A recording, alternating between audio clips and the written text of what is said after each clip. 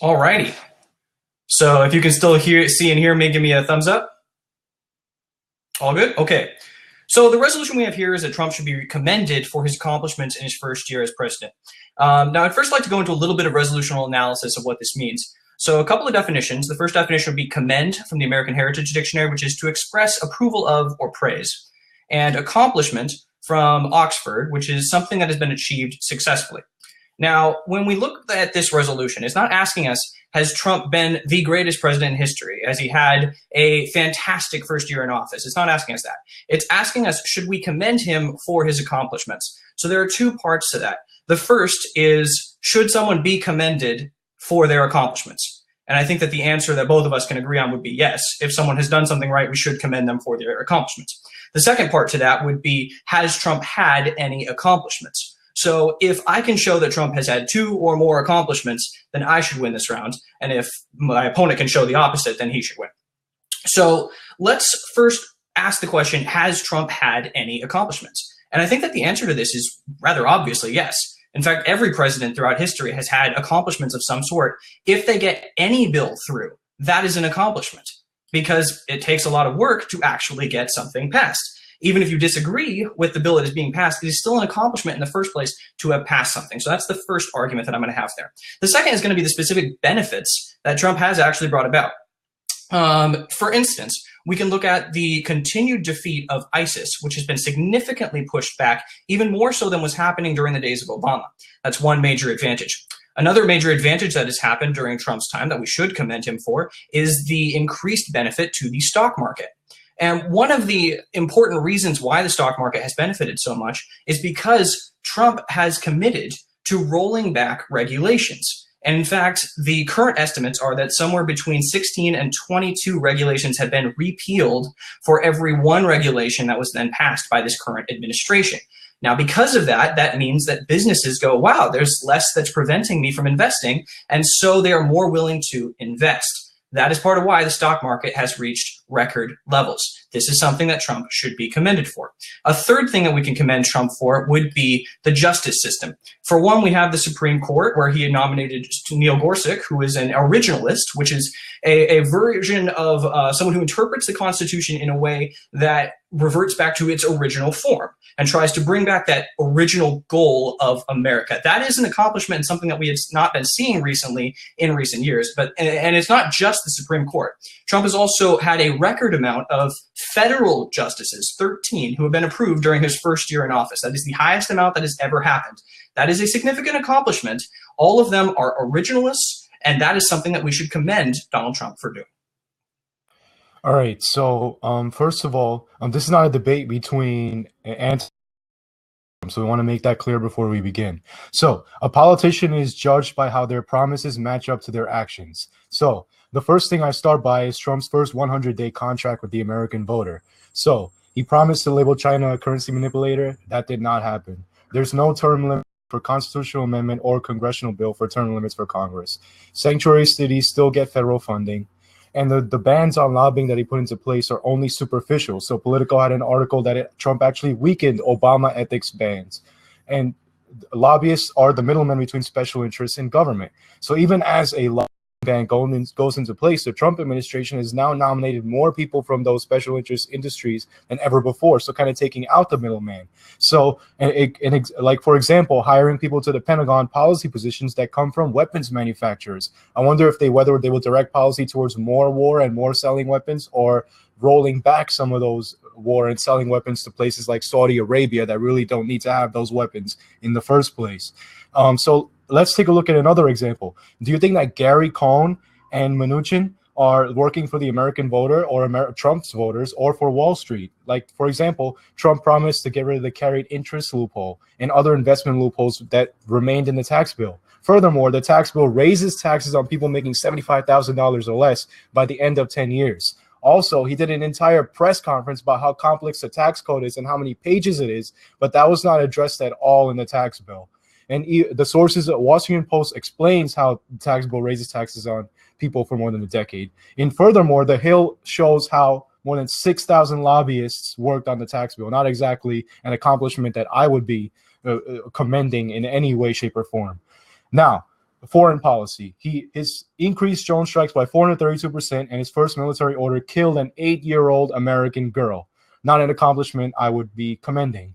Again, the Syria strike on Assad's airbase, not an accomplishment I would be commending, because it came into doubt whether or not it was Assad who did the chemical strike in the first place. There was no proof. Even U.S. lawmakers said that there was no proof presented to them or to intelligence agencies prior to putting out the strike. The evidence came from the Defense Department, so-called, and there was no vetting, there was no furthering of that of that evidence. The strike was done on very limited evidence, if there was, and there's no cross-checking of that evidence that was done. It was kind of, the strike is done, okay, that's all.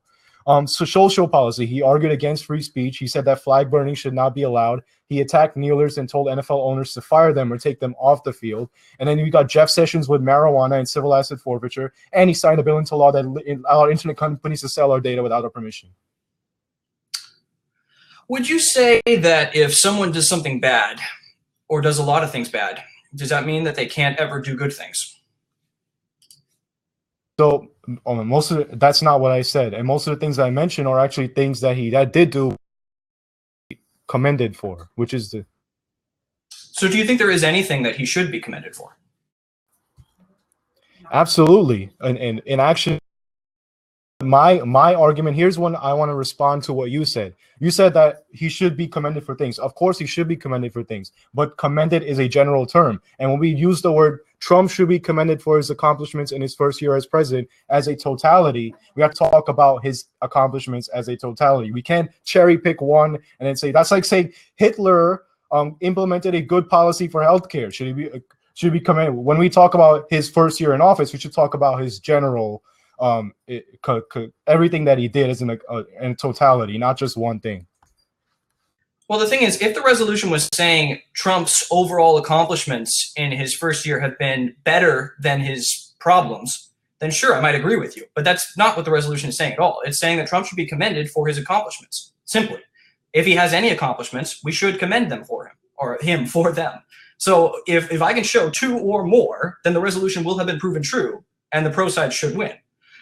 So first of all, you didn't respond to any of the accomplishments that I mentioned in my first speech, so I'll look forward to you responding to those. But to go through your points here, you said that someone is he has had a lot of promises that he hasn't been able to fulfill yet. Now, the first thing I would say is that it has been 1 year, so you can't say he's been a bad president because he hasn't fulfilled all of his promises yet. That simply doesn't make any sense. He has probably 3 more years, maybe 7 more years to go through that. And secondly, no president has ever fulfilled all of their promises. That's just not how it works. If they have any accomplishments, that is impressive because it takes a lot to get through both Congress and the Senate. Now, you stated that he had nominated special interests and that he had a lot of problems, including Gary Cohn and Mnuchin carried interest loopholes. That there was one part of the tax bill that had raised some taxes, that there had been a 432% increase in drone strikes, and that he had had problematic social policies. Now, the first thing that I will say to this is I was never Trump. I would not vote for Trump tomorrow if there was another election for Trump. But that's not what this resolution is asking. This resolution is asking if he has had accomplishments. So yes, he can have flaws, but if he has had accomplishments, that is what the resolution is asking us about. Let's look at some of those accomplishments again. We talked about ISIS. ISIS has been significantly pushed back, more so than any other administration had been able to do. We also see that with the economy. The jobs market has been significantly benefited, far more so than it was during the Obama years. The stock market, much higher than it was during Obama, even Clinton or Bush years. In fact, I believe it is at its highest rate that it has ever been in history. We also have benefits to the job regulations in that Trump's administration has pulled back on regulation, which has enabled many of these economic advantages. Yes, there may be flaws to Donald Trump, but we still should commend him for the things that he does well. And what we have seen is that there are quite a few of these things that he's doing well. And the main thing, the thing that makes me go, you know what, I wouldn't vote for him tomorrow if we had the opportunity, but I still don't mind that he's president, would be the federal district courts. Donald Trump set a record for the most nominees that were accepted to the district courts in the first year of office, more than any other president in history had managed to do. That is a significant accomplishment, which we should commend him for. And it's interesting that you agree that Trump should be commended for certain things, because that means the round already should go to the pro. because there are things that Trump should be commended for his accomplishments in his first year, so the pro side should win. I will on to what you said. So first, ISIS, Syria. When you say that Trump pushed back ISIS, remember what happened was that it's actually Syria and Russia who did the bulk of the work. The U.S., what all Trump did was actually continue Obama's policy of kind of hands-on, hands-off approach of not really doing anything. He didn't really actually change any strategic policy on the ground in Syria and Iraq. There's only one thing that he said, which was remove the rules of engagement, but that did not change anything actually on the ground. The main fighters on the ground against ISIS are this, whether you like it or not, are the Syrian army and Russian army, and also pro-Iranian proxy forces. Now let's get to the stock market. You mentioned that the stock market side. First of all, the stock market had already been on the upward trend before Trump got into office. It's already been on this trend. He did not accelerate that trend. It's been going at this rate for a long time. And if you want to talk about why the stock market is up in the first place, it's because the Federal Reserve used quantitative easing and stimulus to inject money into the system. So it's because of stimulus that the stock market is up. It's not because of of a healthy. It's not showing a healthy economy, because right now the 80% of the stocks are held by the top 10% of income owners, and the GDP. You've divided the GDP up. 80% of the GDP gains are going to the top 20% of the country. So that's again, the stock market is not a good indicator of whether or not the country's doing. You might say it's an accomplishment to get the stock market up, but it's not commendable because his voters are not gaining from the stock market going up.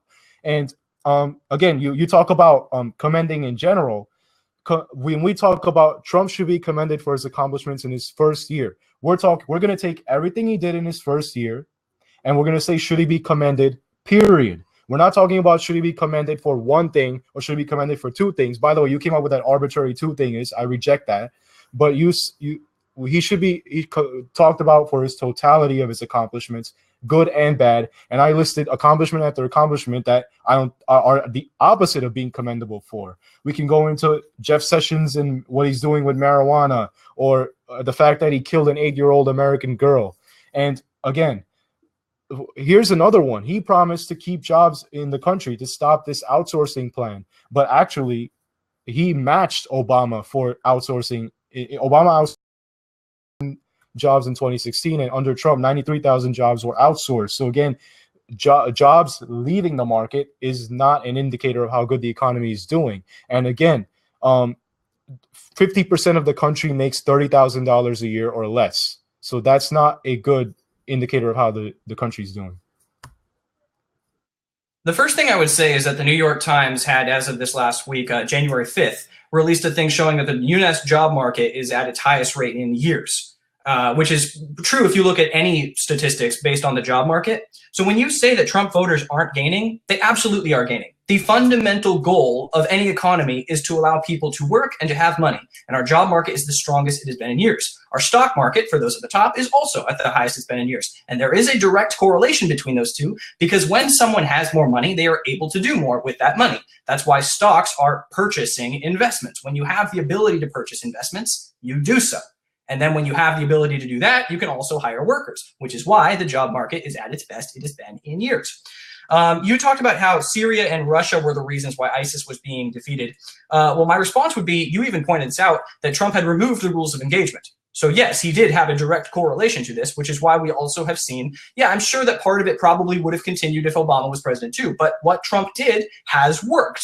We can't say that he hasn't done it when he clearly has pushed back ISIS. That is an accomplishment. It was an accomplishment slightly when Obama did it, but it is a full accomplishment now when Trump has done it. If we are being objective, we give credit where it is due. Now, the next thing that you have here is you stated that, actually, I think it was your only other argument here, was that I said two things, that I needed to show there were two or more things that Trump has done and I should win. Well, actually, this is just based on grammar.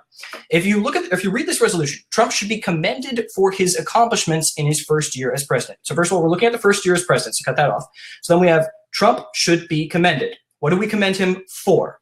His accomplishments. So how many accomplishments? It's plural, so that would be two or more. If I show two or more accomplishments, then that has sufficiently proven the resolution, and according to the wording of the resolution, I win the round. Now, you yourself said that Trump has had accomplishments, that you would commend him for certain things. And while you don't agree with all the things I'm saying we should commend him for, we should certainly commend him for some things. So I'd be interested, what things do you think Trump has done well? Yeah, so let's be very clear. The Gorsuch, if you're looking at it from a conservative perspective, conservatives should commend him for the Gorsuch thing. But again, I go back to my main point. Well, I'll let you finish first. Well, okay. The only thing I was going to go through would be the Gorsuch thing, the courts, which I would agree with you is absolutely something that should be commended. And I don't even think that's something that should be done from a conservative perspective. It should also be commended from a libertarian perspective, and it should also be commended from a perspective of caring about the Constitution. Because Gorsuch and any of the judges who are being nominated to the federal district courts are originalists, which is the fundamental goal of our Constitution, to stand by that Constitution to defend the original goals of America. Any American should be proud of that, and we should commend Trump for that focus. That doesn't mean Trump has been a perfect president. He hasn't, but we should commend him when he has done good things.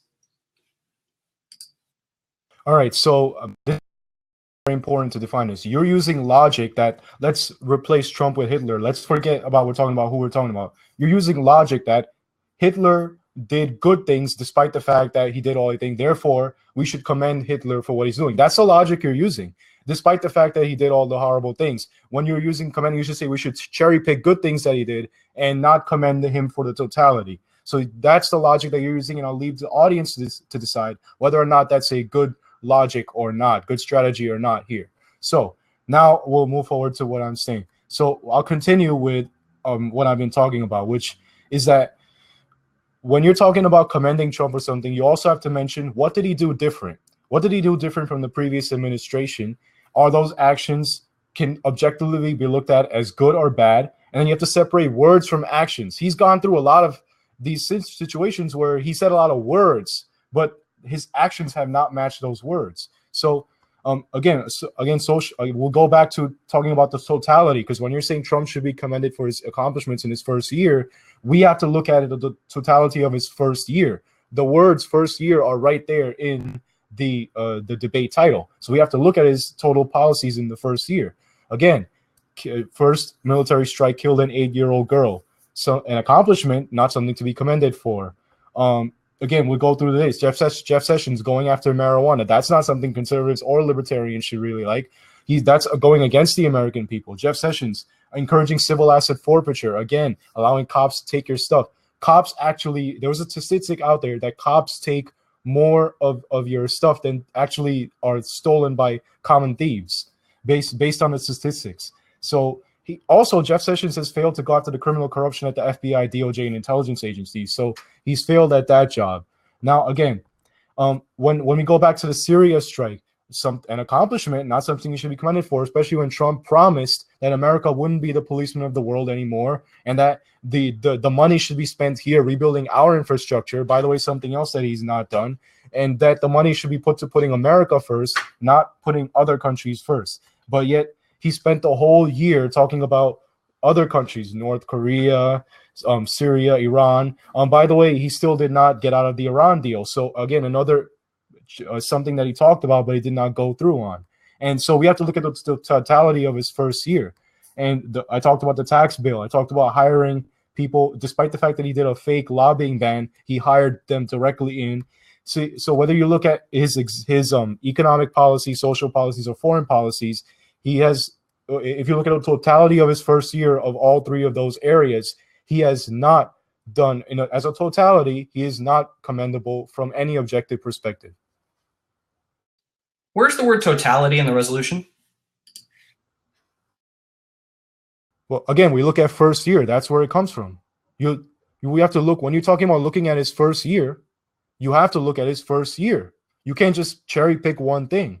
You can't cherry pick one thing. That's not how this works. And again, I'll go back to the logic. I'll leave it to the audience to decide whether or not that Hitler analogy adds up, where you're saying we can just cherry pick one good thing he did from that year and not look at anything else. We're having a core disagreement here. So the audience will have to decide on that one. So would you agree that Trump has had a few accomplishments, 2 or more at least? talked about the Gorsuch thing. I'm gonna let you finish first because I about the Gorsuch thing. I do agree about the Gorsuch thing, but again, we're gonna be going around in circles here, so we might as well move forward to the next topic. Okay. Well, I will answer your point about the Hitler analogy. Then you're talking about how we shouldn't commend Hitler. Well, the thing is, historians will agree that Adolf Hitler actually did some successful policies. He actually did lead Germany out of World War I, made them a world power, and then that power went to his head. Now, here's the thing: there is good and bad in everyone. We also, and historians do, commend him for the good things he did in leading that country at first. But more than that, we then disagree with him for the things he did bad. But there's no one who would say Hitler never did anything good. We don't commend him for anything. We commend Hitler for his accomplishments in his first few years as chancellor, in the same way that we can commend certain things that Donald Trump has done in his first year. Now, that doesn't mean this resolution is asking us, is Donald Trump a great president? Is Donald Trump the president we would vote for? It's not asking us that. As you yourself said in your very first speech, this is not a Trump good versus Trump bad. This is a question of should we commend him for his accomplishments? And the answer is yes. You and I both agree we will commend him for the Gorsuch thing. We will commend him for certain other things he has done, like the fact that the economy is currently strong, and we can quibble about how much of an impact he might have had, but it's clear he's had some impact on that, and that is something that we should commend him for. Therefore, we have multiple accomplishments, so Trump should be commended for his accomplishments, plural. We already have 2 or more. The resolution has already been proven true. And then let's see here. I'm going to use one more example here, which is going to be that of Kim Jong-un. I think Kim Jong-un is a pretty frightening person. I think that North Korea is not a group that we should be following or emulating in any way. However, there is good and bad in any system. And one of the things that we can recognize in North Korea is the fact that their annual games are mind-blowingly beautiful. They have entire stadiums that unite, and they create art, and all the people in the stands have a specific image, and they work together to form the collective. And it's frightening in a way, but it's also beautiful. And we should commend them for the fact that that is a beautiful thing. We should also criticize them for the things that they do wrong, but we should commend them for the accomplishments of that beauty. In the same way, we can criticize Trump for a lot of things that he does wrong, but still, according to this resolution, should we commend him for his accomplishments in his first year? The answer is yes. There have been accomplishments, and we should commend him for those things. Right, so I want to thank you for making my point for me, because what you did was you did exactly what I've been talking about. You looked at Hitler and you said, here's the totality of the things. You didn't use the word totality. You said, here's what he did in the first few years. Those are good things. We should commend him for him. And then he turned bad, and then he did the bad things. We should commend them for it. So you were able to take a look at the whole picture of him and say, here in this first few years, all the things he did a lot of good things, and then he did a lot of bad things. So you were able to take the whole picture of a year or multiple years and use that to say whether he was commendable or not. So I want to thank you for using my mindset in describing this issue. So again, when you say Donald Trump is commended for, again, my point is, and I hold this as the main point of the debate, is that when you say Trump should be commended for his accomplishment in his first year as president, you have to look at the first year and you have to look at everything he did in that year. That's how you say whether someone's commended for his accomplishments in the first year.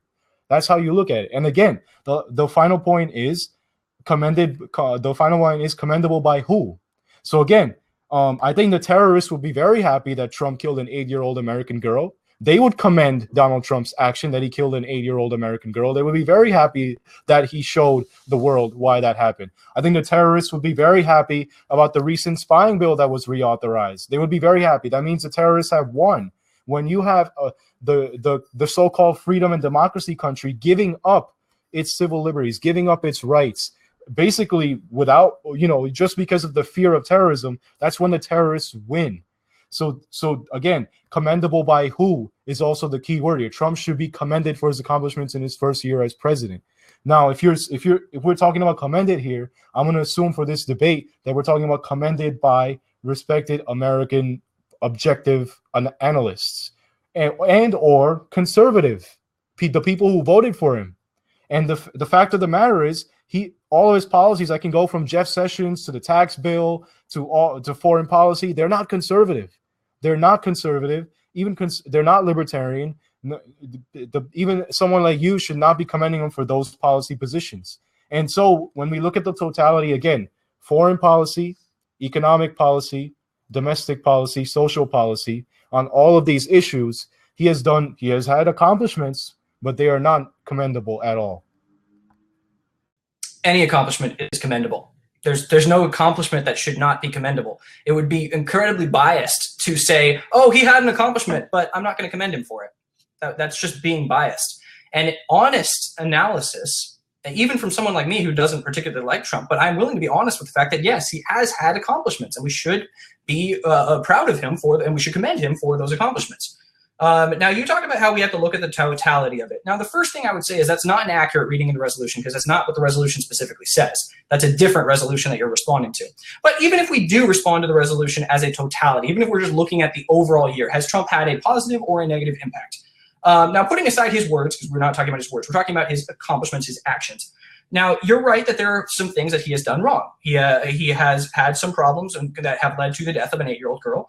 He has passed an expansive spy bill, and he hasn't been great. However, at the same time, when you contrast that with the things that he has done, like, for instance, the nomination to the Supreme Court of Neil Gorsuch, which will have rippling effects. We have the first year, but that's going to last for years, for the lifetime of Neil Gorsuch. Same with the nominees who he's put on the district court bench. 13 of them, 73 others have been nominated. Those are going to last a lifetime. Those significantly outweigh any of the problems that he might have caused that you mentioned. We also have the fact that the economy has significantly been benefited. The job market is at its highest point in a decade, and the stock market is at its highest point in years. So we have a clear amount of benefits there. You talk about how we can't even commend him as conservatives or libertarians. Well, first of all, his tax bill cut taxes for 80% of Americans, according to The Atlantic. And as we already saw with Neil Gorsuch, that is a specific advantage for conservatives and libertarians. These are things that, in a first year, these are accomplishments. So whether we go with my interpretation, we've clearly seen 2 or more accomplishments by Trump, or even if we look at the totality does show an advantage as far as policy issues go in the future.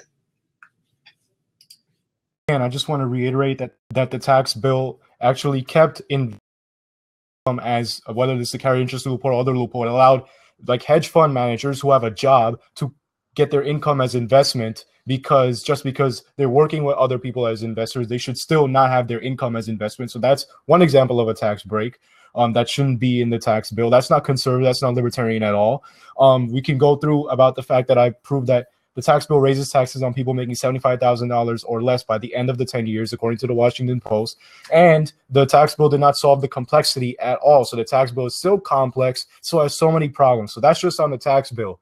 Again, on the economy, the stock market is not an indicator of how the rest of the economy is doing. Again, half the country makes $30,000 a year or less. The poverty line is $28,600. So you can't make an argument that the stock market's doing well should be an indicator of Trump should be commended for, when half the country is making less money. And actually, if you look at it, millennial unemployment is increasing. So the future generation that are coming through, their unemployment is increasing. And you can't say that they're lazy, because they are the most educated generation of our time in this country. All right, let's look at what's been accepted. We both agree that the nomination of federal, Supreme Court justice and federal district court judges is something that should be commended for Donald Trump. That is numerous accomplishments. That is first year, but that is a benefit that will last for the rest of their lifetimes. That outweighs any negative benefit, anything that he is saying. Now, when we talk about the tax bill is going to have some benefits for some people and some problems for others. But what The Atlantic has pointed out is that it's surprising that anyone would criticize it when 80% of Americans are going to see a tax cut from it. It won't be perfect, but 80% will see a benefit. Now, whether we look at his overall version or mine, either way, there are advantages to Trump's presidency. There are accomplishments that he should be commended for. Therefore, the resolution has been proven true. Trump should be commended for his accomplishments in his first year as president, and even in the totality, it is a benefit. All right. The yes, the taxes go down, but in 10 years they actually end up going up. So the average person, $75,000 a year, will end up paying more in taxes on average than they do now. So it's a fallacy. It's a flaw in the logic you're using on that one. But I stand by the point that you have to look at his entire first year. You can't just cherry pick. And I rest my